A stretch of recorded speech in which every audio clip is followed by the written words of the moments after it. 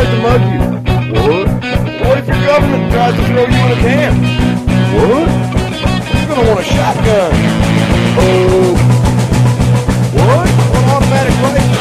And a lot of ammo. Gun? Yeah, gun. We're all set to riot. Buy a gun. Before you lose your Second Amendment. Buy a gun. They'll burn you out like a Waco. They'll stick your ass in a camp. Jack footed cops in riot gear. Gonna kick your ass and laugh. The revolution is on its way. Better lock and load your AK.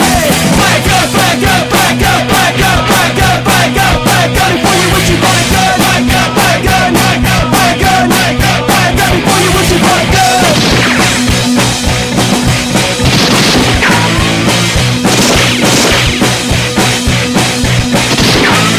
We're all set to riot. Buy a gun. Before you lose your Second Amendment. Buy a gun. They gave your money to the banksters. They stole your pension fund. It's time that we took to the streets. It's time we had our turn. A revolution is on its way, and the founding fathers would say, buy a gun, buy a gun, buy a gun, buy a gun, buy a gun, buy a gun, buy a gun. Before you wish you bought a gun. Buy a gun, buy a gun, buy a gun, buy a gun, buy a gun, buy a gun. Before you wish you bought a gun.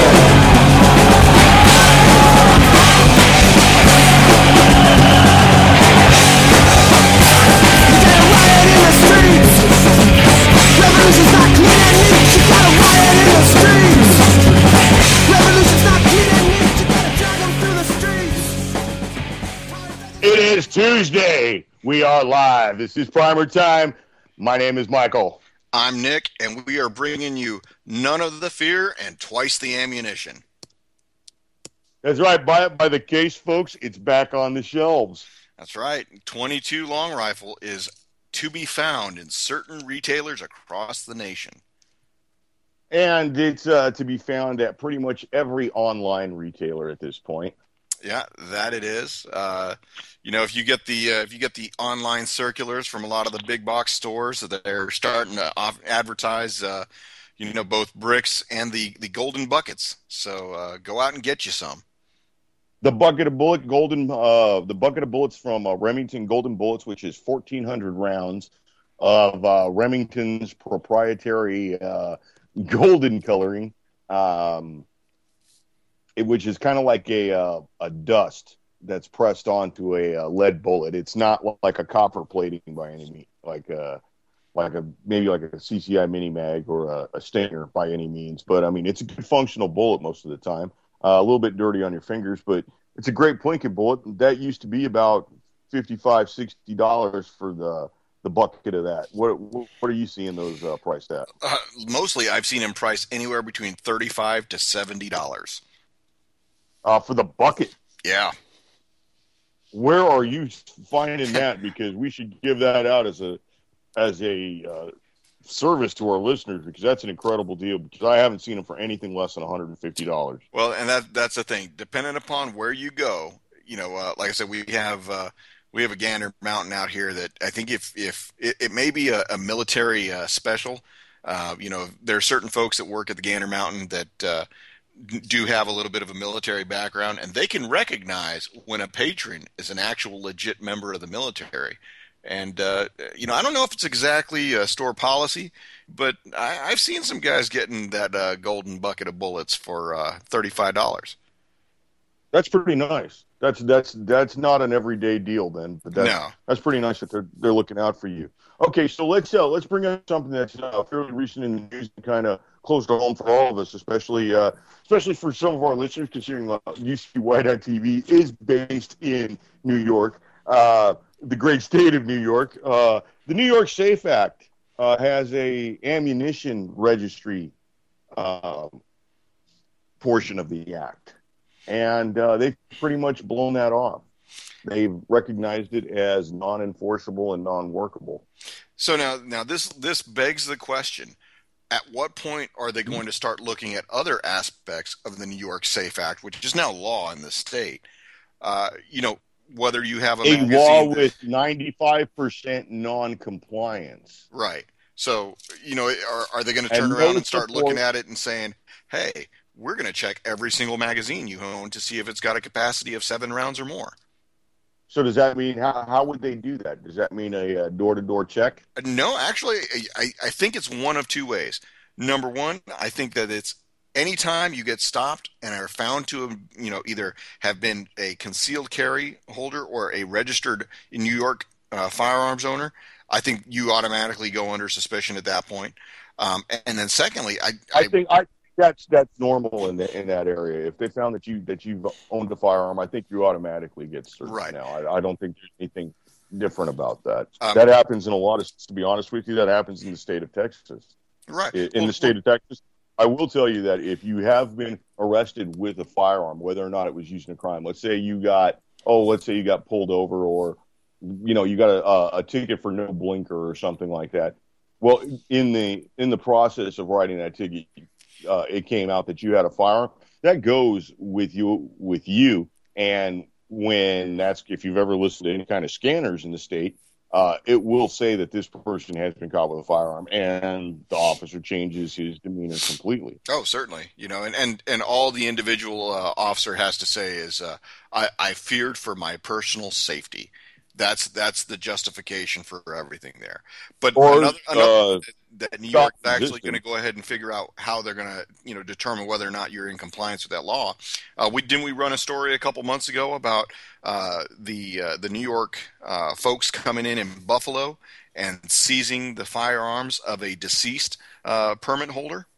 Yeah, the funeral squad. They would show up the day of the wake or the day after, a death, sometimes before the funeral. As soon as the death record was filed, the death certificate was filed, they would show up and start collecting firearms. Yeah. So I mean that, like I said, the only time government gets That's not efficient is when that's they not want to take that's your not money. that's not really unique to New York State, though. That's happening in California as well. It's happened in Washington State. I believe it's happened in Nevada as well. Yeah, but So take a look at this, because when you talk about the difference between New York and California, California is actually sending out their agents to go ahead and collect information and firearms from folks who have had, whether it be an involuntary or a voluntary stay in a hospital for a mental condition. So well, take and it's not even just for that. I mean, there have been cases where somebody has just gone to see a counselor right, or exactly. has been placed on medication for something as simple as insomnia, which can be triggered by a shift change at work. You were used to working the 8 a.m. to 5 p.m. shift, and now you have to work 11 p.m. to 7 a.m. Well, that changes people's clocks, and some people go and see a doctor for that. Well, Some people go see a counselor for it and get some pills. I tell you what, And for this whole thing coming out of New York, I've heard it said more than once that when folks in the city flush the toilet, it goes up the Hudson and lands in Albany. Now, having only been to the Empire State once in my life, I will tell you that it's an interesting place, and I feel bad because there's a lot of rural parts of New York where you almost have to have a firearm in your vehicle to survive driving down the three-way because of all the deer that are out there. So, when it comes to getting in compliance with the law that was, ran through a legislature, signed by a governor, and then in the middle of the press conference announcing it, it has to be called out and says, "Well, hey, guess what? Your police officer right there is not in compliance because his magazine on that Glock holds 10 rounds or more." So, you know, any time something like that happens where there's no debate, no discussion, and it's actually it was a totally partisan bill from what I remember. I think it was one of those middle of the night Christmas Eve, 11:30 in the evening kind of passages. I believe I remember as it happened. Yeah, well, I mean, I think the problem is that like I said, New York's got a lot of beautiful areas. Folks out there are fairly nice. The ones that I got to talk to, and yeah, they said, hey, I used to have this kind of firearm, and as far as anybody knows, I don't have it anymore. But it's creating Lost it in a boating accident. Those are exactly. common. Those are common. Well, and this is the thing. Now there's an individual who fears that anytime gets stopped by the police, there is a record of that purchase at somewhere, and all it takes is that cop having a bad day or actually just acting like normal and going through seeing that he's had a firearm registered in his name, and there you go. You got a perfect storm for a law-abiding citizen to just basically become victim of a nonsense legislative act. Well, and the nonsense legislative act is one thing, but where it really pays off on the citizens' behalf is is the tasering, is the beating, is the possible 17 bullets in the body, eight in the back, or as the Waco police call it, the trunk. There you go. Center right, mass. So, right. Center mass, rear of body. There you go. Well, it's just one of those things that I think that we talked about it a little bit. I think it was 2 weeks ago. We mentioned that governments are instituted among men. You got that in the Declaration of Independence, but the whole point of having these governments is to preserve our rights, and that we as American citizens, being of a republic that was founded on violent overthrow of a oppressing force, we have that right to change our government. And not only that, whether we choose to do it through a legislative fashion or we choose to do it any other fashions. I think that anybody who's a student of history understands that we were founded on the idea and the actual practice of a violent rebellion. And people the after a founding while are just fathers going to get fed up. The founding fathers just didn't write letters in protest. They shot people. Yeah. In the very real sense of it, they shot people to get their way. And that's kind of what's happening to the American people in reverse. The police are shooting, and they're shooting quite often.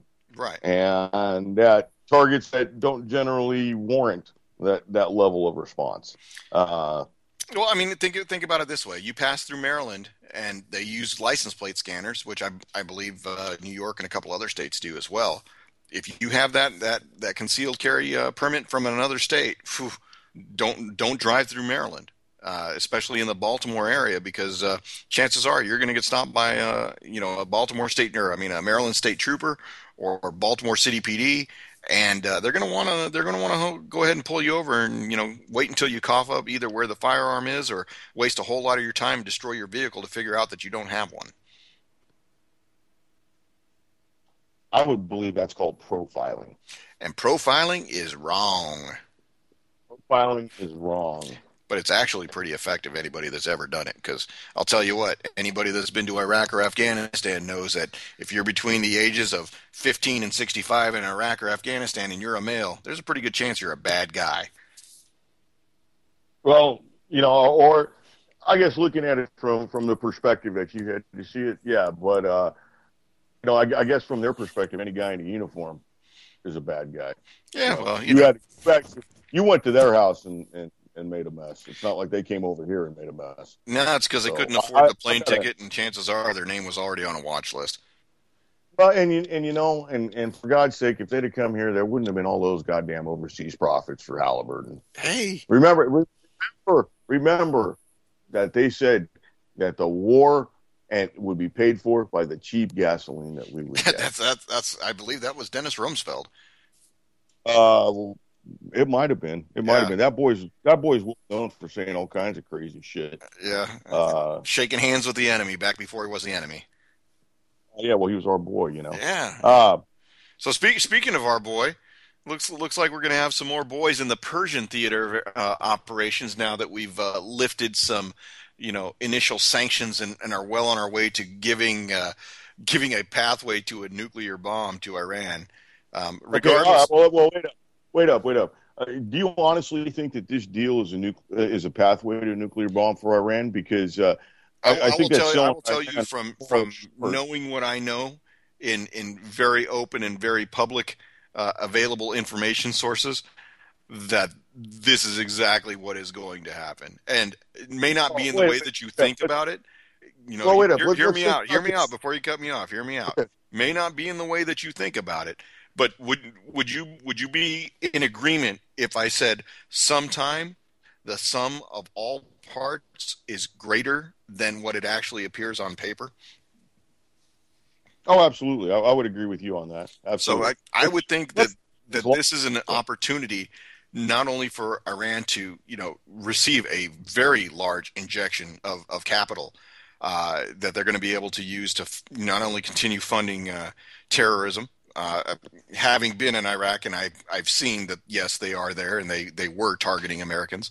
So I can tell you that from that perspective, there's no admiration on my part, because, like I said, I am an American, and I put American lives, I value them above all others, including, anybody out there in the world that we're trying to help, free the crap out of, or keep in line. Secondly, there's a guy in Russia who's just licking his chops right now, thinking about all the profits that he's going to get ready to make selling arms, conventional arms, to Iran, and this is where the okay. All lines right. get money. So when All you right. think Well, about it, okay. what is it that you need to do in order to be able to, anytime you talk about a kiloton yield, it's always measured in how many, pounds of TNT, or how many, metric tons of TNT would a bomb generate, right? Well, if you're sending all those metric tons of TNT to Iran, what does it matter? Well, see, I almost see it as in a completely different sense, because let's not forget, like, what does Iran make? They make oil, and they've They made a make lot of rugs, oil for a man. long. They make rugs. Yeah, that's right. That's right. Because really, Iran is nothing but a bunch of dudes like wearing turbans who ride camels and shout death to America all day. I forgot. I totally forgot my Fox News training. Sorry about Yeah, that. yeah. Well, not But only that, but they're paid. They're paid protesters over there. So I mean, they're having jobs. yeah, why does the enemy always hire?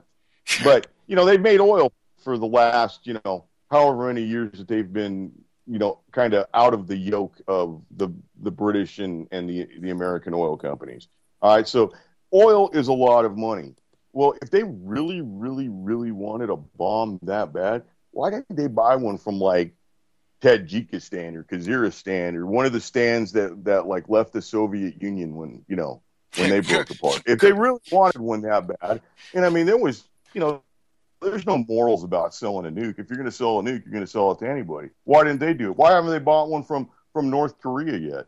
I Because mean, I North if they Korea want has one not that bad, perfected said technology yet. They're getting really good at making sure that they do Photoshop, but they haven't quite perfected it yet. well, however it works out. But I mean, if the Iranians really wanted one that bad, they got a lot of money. I mean, they got a lot of money to the point where their finances were a threat to the world, so they got kicked out of the SWIFT system. And anybody doesn't know what the SWIFT system is? It's a system for worldwide interbank financial transfers, and basically that's the numbers on the bottom of your check.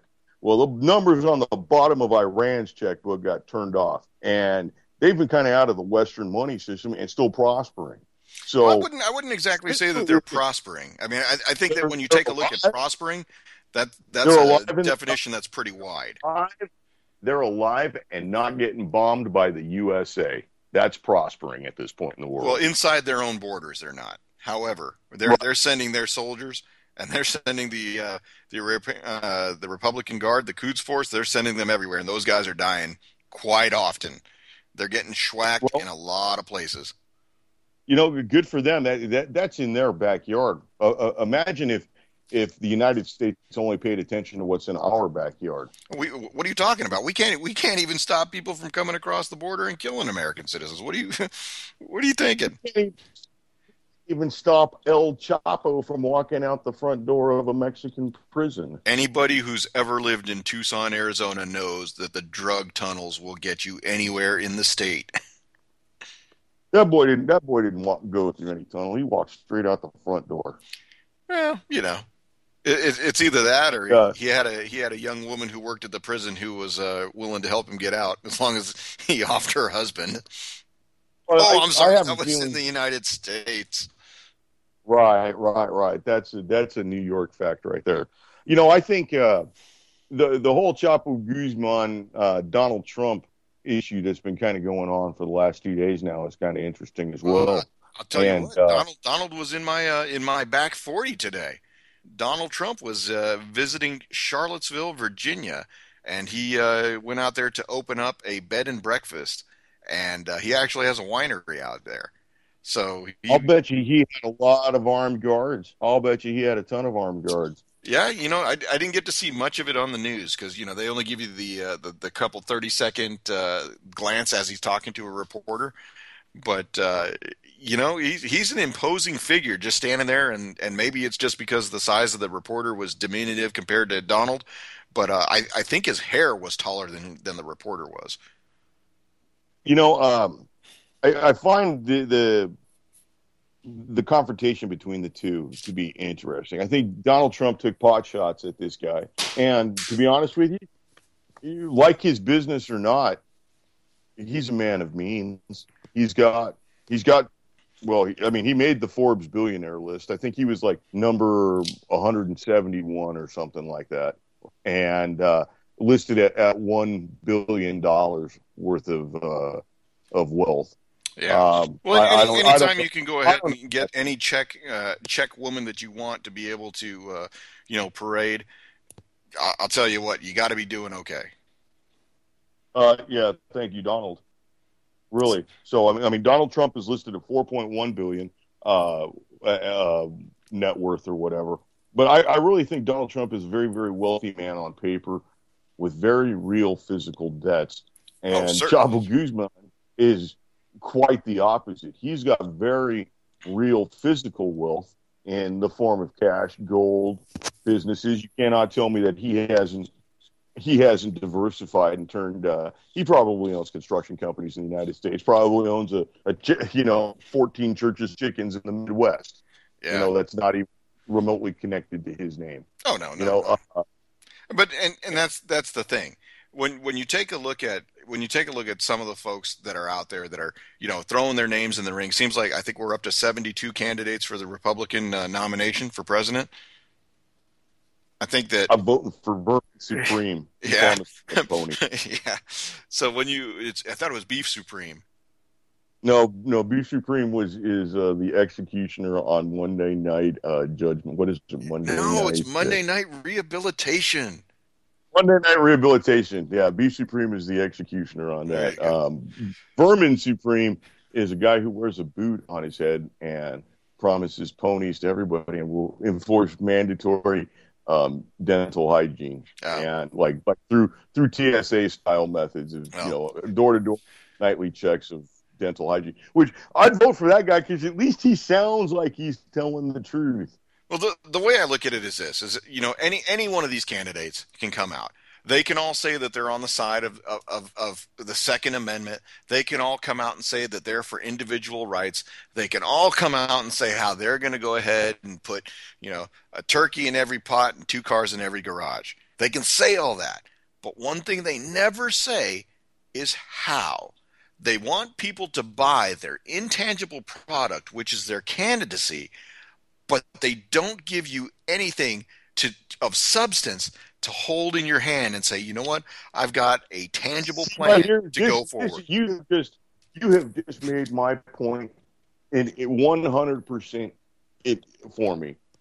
Chapo Guzman would offer somebody that they could put in their hand and offer them a way forward. You do enough of that stuff in your hand, and you will march like a son bitch. You will be drywall. You will get all kinds of shit done that day.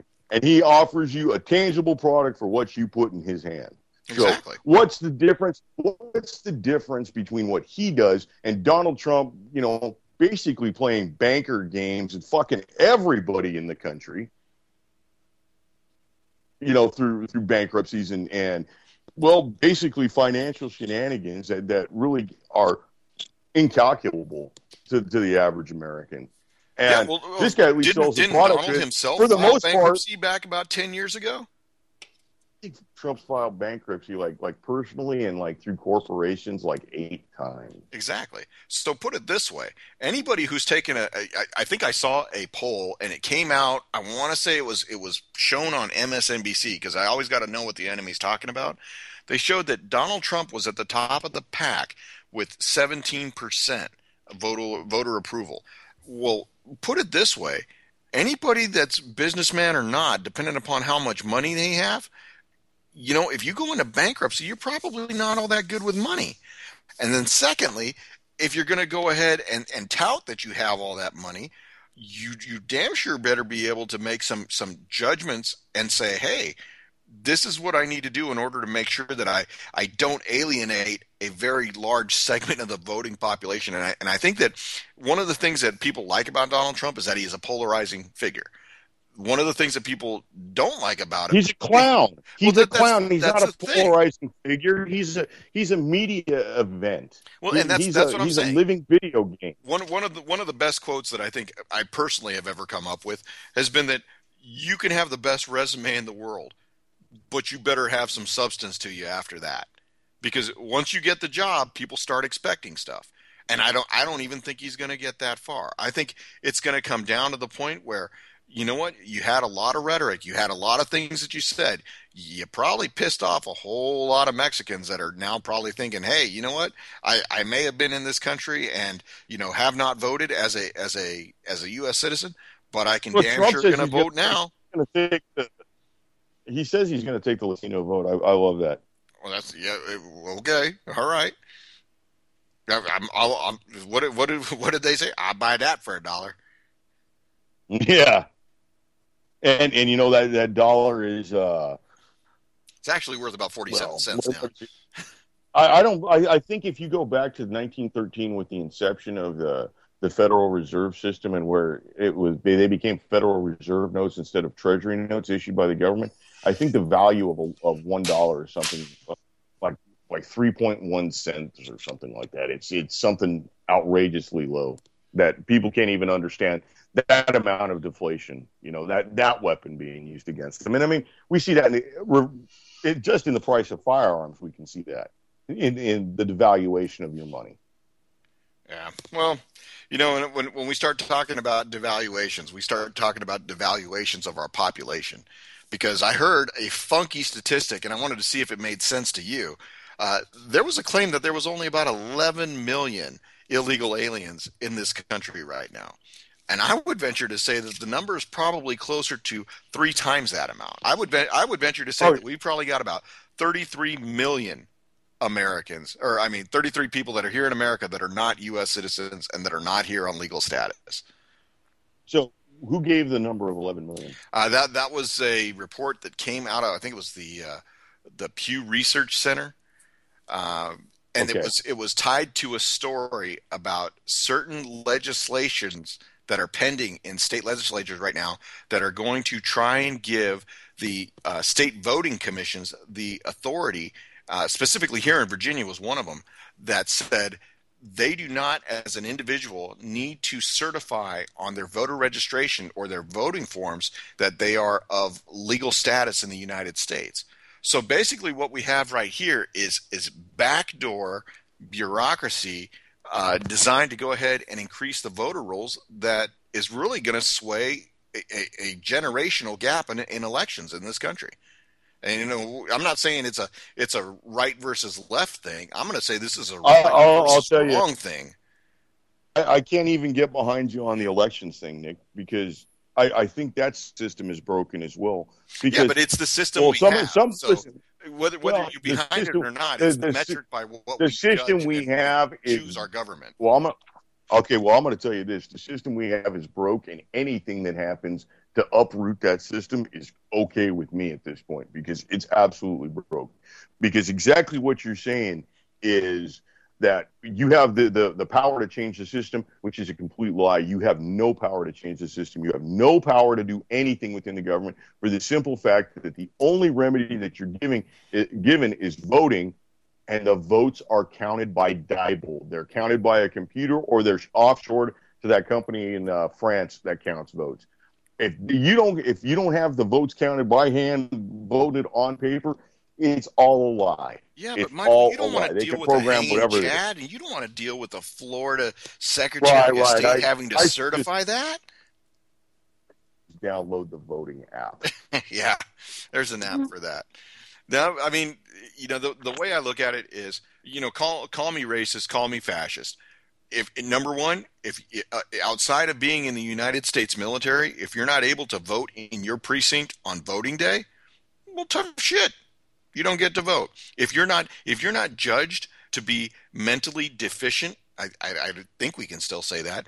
If you are in an assisted living facility where your mental faculties are not about you, you should not have the right to vote. Because you know what? Every time I've seen a voter form that says I did not fill this out and this is the name of the individual who filled it out for me, where's the counterbalance to checking and making sure that that one person who's probably filled out 75 other voter cards didn't do the same thing and say, hey, once again I feel you're making my point, because your honest participation in the system is totally skewed by this, like you're saying, this trucked in voting with nursing homes and goons and all that.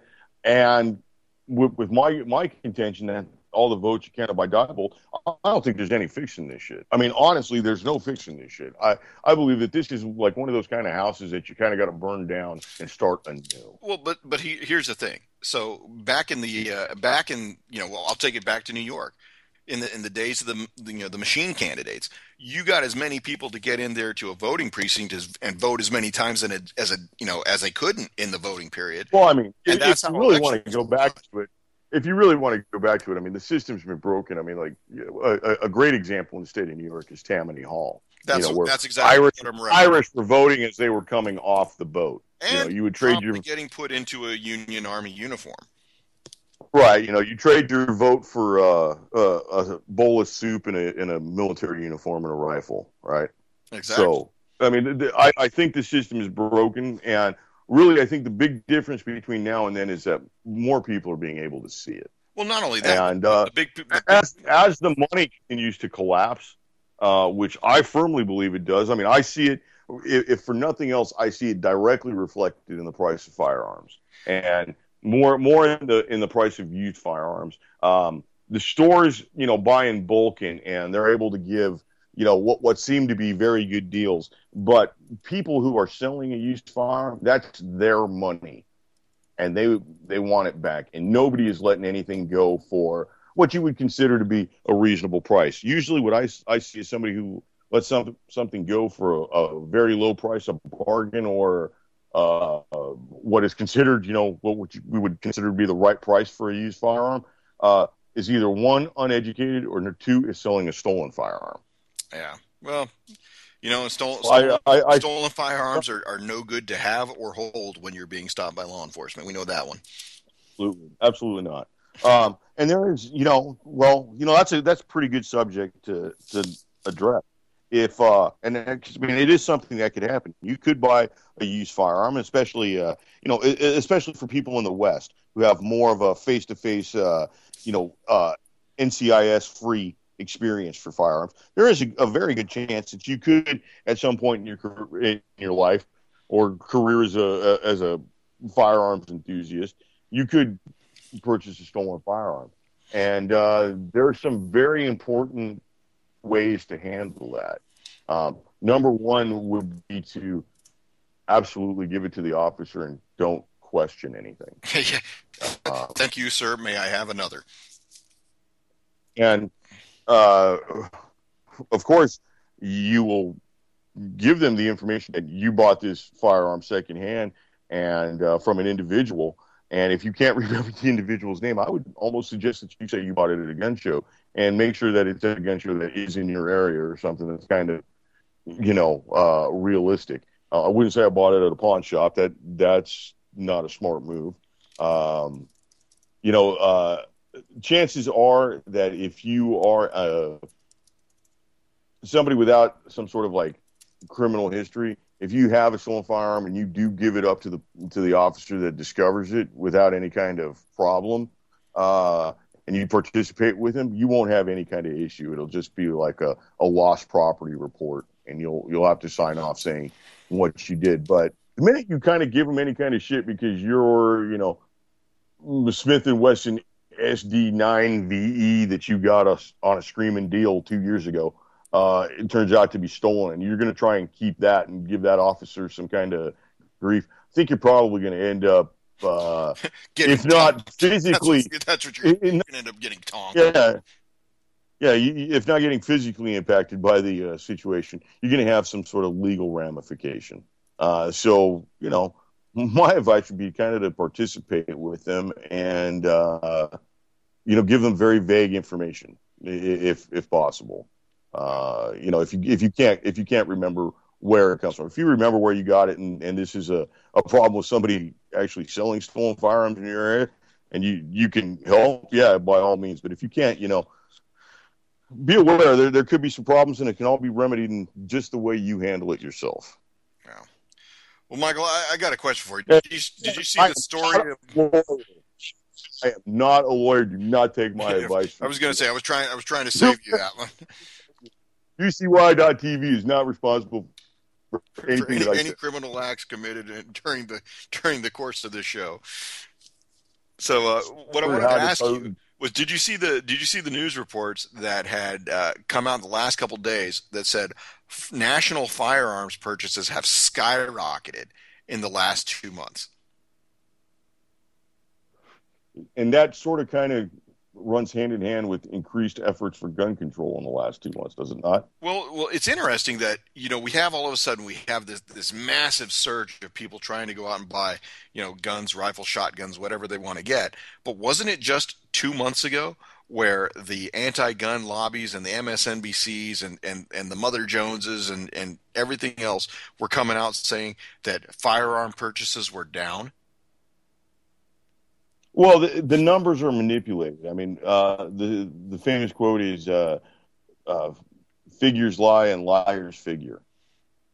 Right. Well, 97.8 of all percent of all statistics are made up on the spot. So, exactly. So the funny thing is that I would probably say that most firearm sales, statistics, states that track them, I would say that they've either steadily increased during the course of Obama's presidency, I'm sorry, it's a Freudian slip there, presidency, with, regards to certain instances that have happened, whether it's the scare after Sandy Hook or the president's unilateral actions to try and limit, purchasing ability of the actual individual citizen.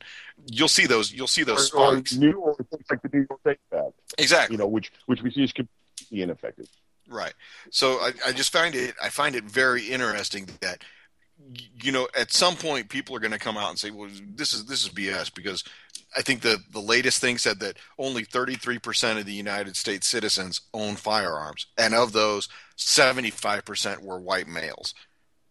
So I think that, people are starting to see that this is all manipulated. This is all data that doesn't make sense when you look at it on aggregate or even in the individual. It doesn't make sense. A lot of people are being easily swayed by authors of stories and reporters with a very, very specific agenda, and that's to get as much misinformation out there about firearms as they can. And I think that people are starting to wake up and say, you know what? These people that we elected and sent to Congress to protect our rights are only eroding our rights. And we look at the case in New York, Connecticut. They have almost no rights when it comes to individual ownership of firearms. I feel bad for those folks, because you're much more likely to get in trouble for defending yourself, your property, your loved ones than you would be in another state that's a little bit more respective of the individual's right to own firearms. Well, these people are participating in the knee-jerk Olympics, and it's almost a badge of pride for them that they've signed the petition to ban guns. Within 36 hours of a well, to be frankly honest, a suspicious shooting happening again. I mean, the numbers never add up correctly in these shootings, and there's always something interesting, like a rushed bill. Like, let's just take Charleston for example. Oh, let's talk about this, because I actually got something I want. Just for a second. All right. Well, let me bring this up. Charleston, in the aftermath of that was they rushed fast track $29 million to take care of this tragedy. Okay, now that was for 9 people dead, and that 4 days after, I believe that happened like on a Tuesday or a Wednesday. 4 days after, no, actually, I believe it happened on a Thursday is what it was. So the weekend after that, there were 17 shot in Chicago, and then like, I don't know, say it a right. large Get number it shot geographically in correct. Detroit It's and in a Chicago. right in Chicago, a large number shot in Detroit and a large number shot in Philadelphia as well. And there was no money fast tracked for that.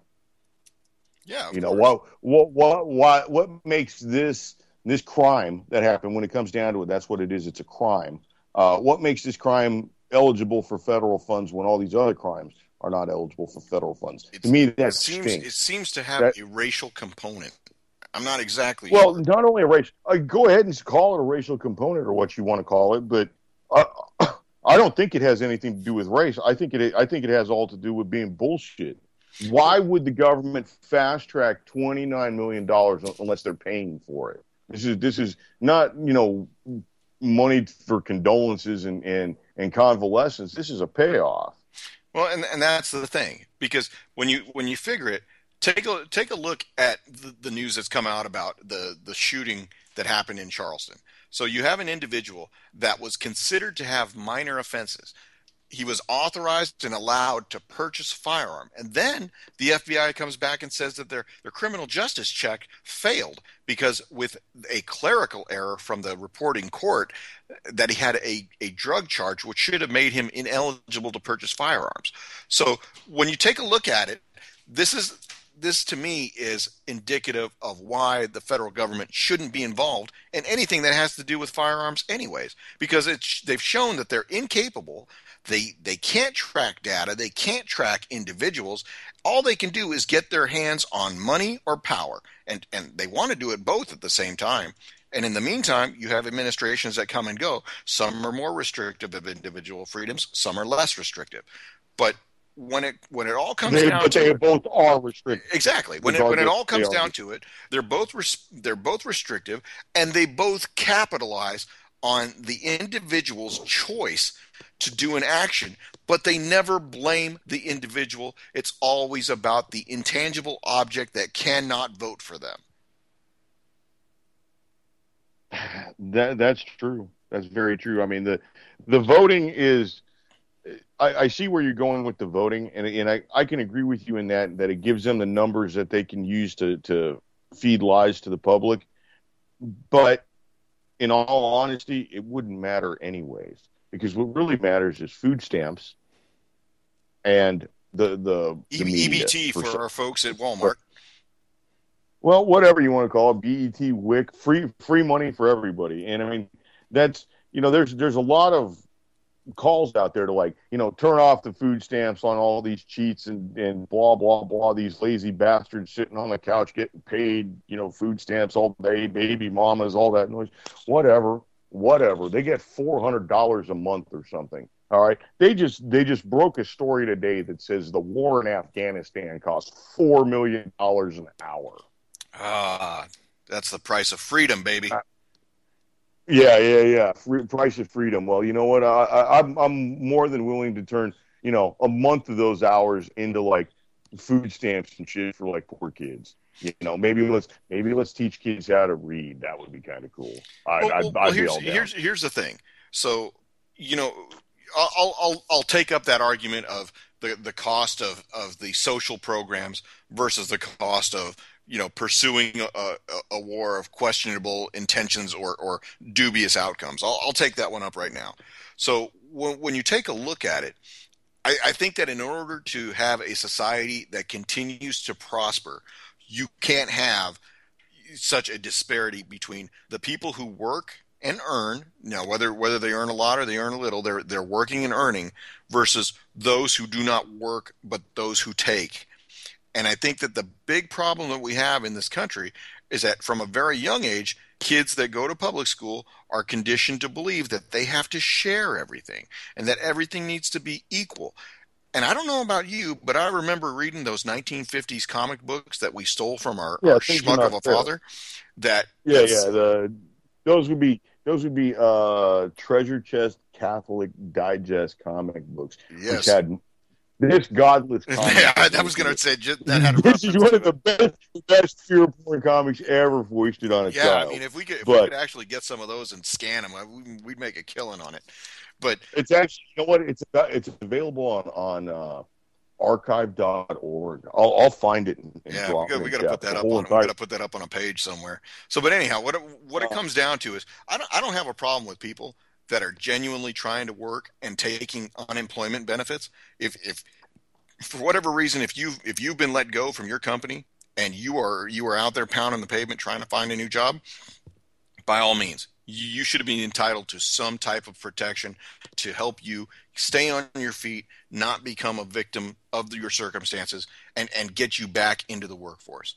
But no, I sincerely have a problem seeing as, you know, the places that I've been, I've seen what real abject terror does to people. I've seen how it paralyzes them, and I see what it looks like when people can genuinely not work for fear of losing their life when they step out of the house. You know, whether it's, you know, whether it's Sister Shanika or Sister Brittany who has 5 kids and, you know, 5 different baby daddies, there's absolutely no reason why those girls should be in those positions, because you know what? It's not just those girls. It's those girls and the choice of the man that they used. It's those girls and the parenting. It's those girls and what they've subscribed in terms of what they believe in their life to be important, what values they chose, what morals they chose. And you can't regulate morals, and you can't, you know, push morals on people, but you can say, hey, look, we are a society that is built on consequences, good, bad, or indifferent.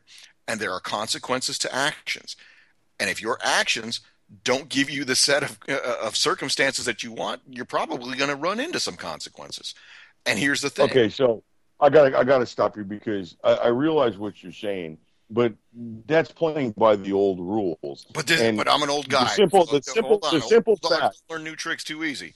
I'm an old guy. I understand that. I understand that. But the simple fact of the matter is if you took we've got a population of 330 million. You've got, let's say, I think it's something like 27% of the nation is on food stamps or something at any one time. So let's say of that 330 million, that's 120 million that are, you know, roughly that are getting the food stamps. Let's let's say that's $400 a month. So what's 120 million times, you know, $400 a month? That comes out to be $480 I was million gonna, dollars a yeah. month. There you go. It's All that. right, so $480 million dollars a month on food stamps, I think is far better spent than, you know, $4 million an hour to Halliburton and, you know, whatever war machine to crush invisible enemies But see, I think that you're mixing really. apples and oranges here, Michael. And here's why. No, no, no, Because no. I'm mixing American money with American needs. no, okay, Is what but I'm see, doing. American needs. When It's you talk about all American hand in needs, the end. you gotta break it down to the lowest common denominator. Because we are not, as I said before, we are not a nation of innovators and producers anymore. We are a nation of consumers. And as a nation of consumers, the biggest thing that America produces is advertising. And with that advertising, children grow up to make decisions that last them the rest of their lives. And if you as a child at 13, 14 years old get pregnant because it's what you see on MTV, that's what you've set your life out to be. You're gonna be Well, I mean, 16 I'll and agree pregnant. with you. I will completely agree with you that the media sells a certain image. You know, I believe that from everything from how firearms are portrayed in media. I mean, let's be honest. The gangsta hold, you know, the gangsta grip for a pistol didn't become popular until it was like used in movies, Well, how right? else are The people the, going the to size, shoot out of a car, Michael? That's a racist statement. but what I'm saying is the media does definitely have this impact, but when you're saying about things made in the United States, you Michael, also we have to realize manufacture that these fear companies. and we manufacture different Dancing with the Star seasons. That's what we Right, right. manufacture. That's exactly it because the companies that are pushing the war machine and profiting from that $4 million an hour that the war costs are headquartered internationally. Halliburton isn't headquartered in Houston anymore. They live in Dubai now. Well, You yeah, it's know, closer to where the action is.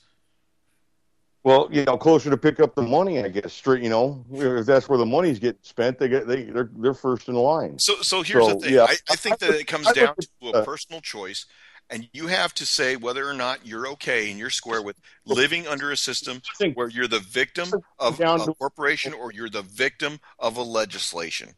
And I think I that don't stand any choice. You don't have any choice in it because my choice is no more $4 million an hour for wars in West. Where the fuck is it, Stan?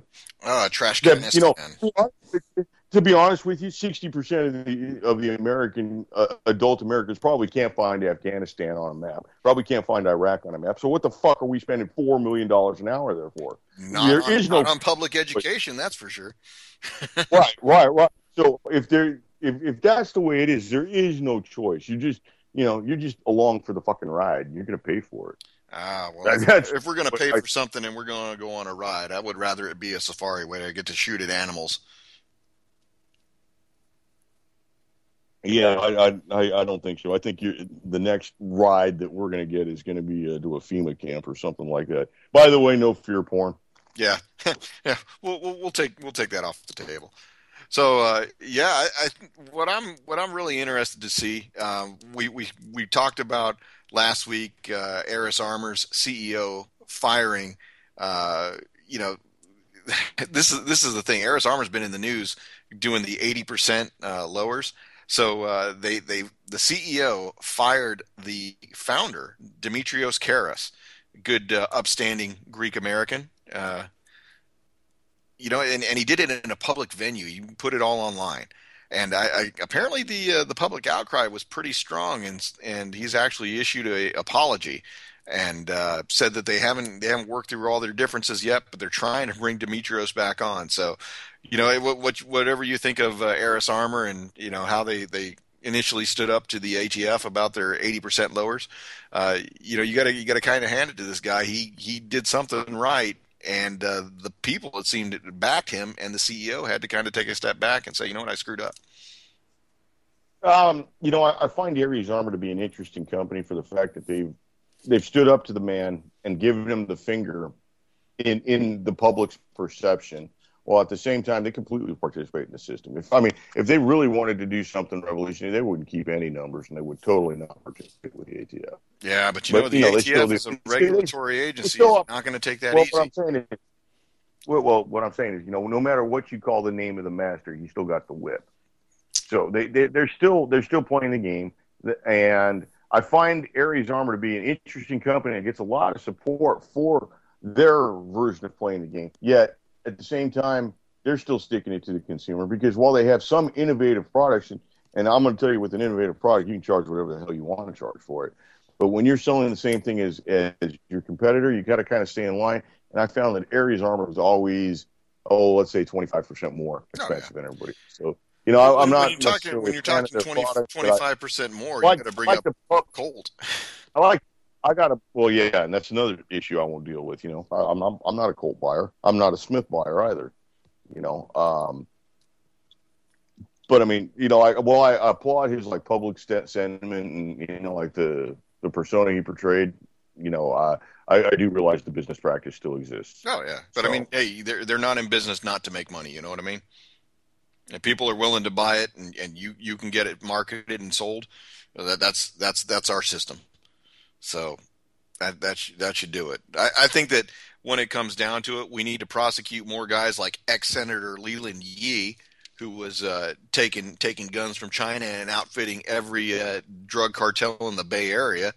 Mr. 66-year-old going to be in prison for the next 7 to 10 years probably.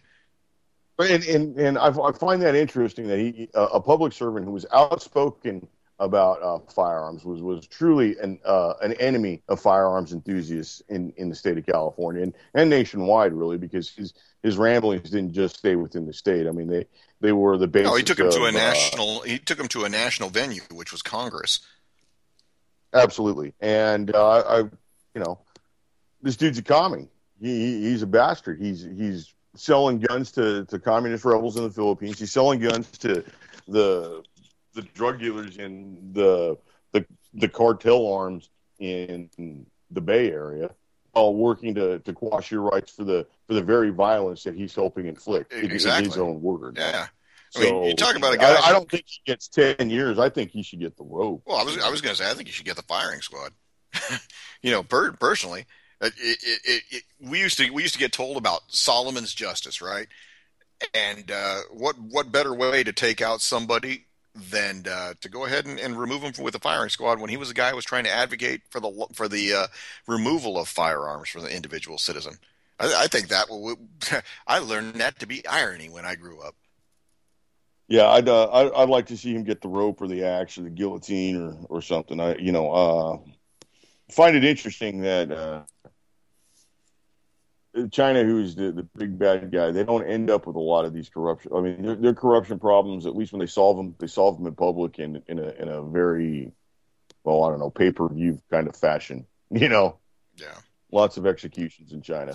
So, anyways, let's run over those 4 rules against safety real quick. Let her rip. All right, first rule is every firearm is loaded until you visually and physically inspect that it is not loaded. So go ahead and open it up, take a look. You know how to do it. Rule number 2, keep the barrel and the muzzle pointed in a safe direction at all times. Don't cover anything. Remember, keep it in the direction and point it at only things you intend to destroy. Rule number 3, know what your target is and know what is beyond your target at all times. And rule number 4, truly I believe this is the most important rule, is keep your booger hook off the bang switch. The firearm will not discharge until you put your finger on the trigger. And that brings us kind of to another story that's been in the news. I can't even think of the guy's name, and I won't honor him by saying his name, but the Sanctuary City guy in San Francisco who shot the lady, and there's the outcry over him. He said in the media report that this guy found the T-shirt or the pistol inside of a T-shirt, and he picked it up, and it went off 3 times. Yeah, and I think with surprising accuracy, I might add. Yeah, that's they should sell that gun to the NYPD. Certainly. It's an interesting thing because you have the city and county sheriff for San Francisco saying, "Hey, I'm just doing what I was told when it comes down from the mayor," and the mayor's turning around saying, "Hey, common sense applies, and you as a sheriff have the discretion to go ahead and hold somebody if you believe them to be a threat to the public." So. Right. Well, that the political discussion about this is really kind of a moot point because it's been going on for 20 years. Nothing's been done about it. But what I'd like to address really is the way the media portrays the firearm as just having been picked up and gone off, like it's like it was a mousetrap or something. Like had a hair trigger. Right. And anybody who owns a firearm pretty much knows that you have to pull the trigger. You have to put your finger on the trigger to pull it. So keep the booger hook off the bang switch, and it won't discharge. And try not to keep your firearms like under T-shirts on boardwalks in public venues. By the way, that firearm was supposedly a personally owned firearm by a Border Patrol agent whose car was broken into. So another question is a Border Patrol agent, as a federal officer, or as a federal agent, has the authorization to carry a concealed weapon 24/7, and pretty much any place that a police officer can carry a weapon. So my question is, why was it left in a car? Well, there you go. These are the questions that we won't get the answers to. How wrong of me to expect behavior out of why are you expecting any kind of accountability, Michael? You should know better. Yeah. Well, hey, Michael, we're getting close to the end of the show. I want to go ahead and give a big shout out to a good friend of PrimerTime, Chris, who's out there doing some professional education. We'd like to get him back in here from time to time, and thanks to our listeners out there. I'd love to have him back on real soon. I'd like to give a shout out to UCY.TV. Everybody, there's good stuff to listen to. Geoengineering Watch is next. Everybody, thanks for being here. UCY.TV. Love you very much. Thanks.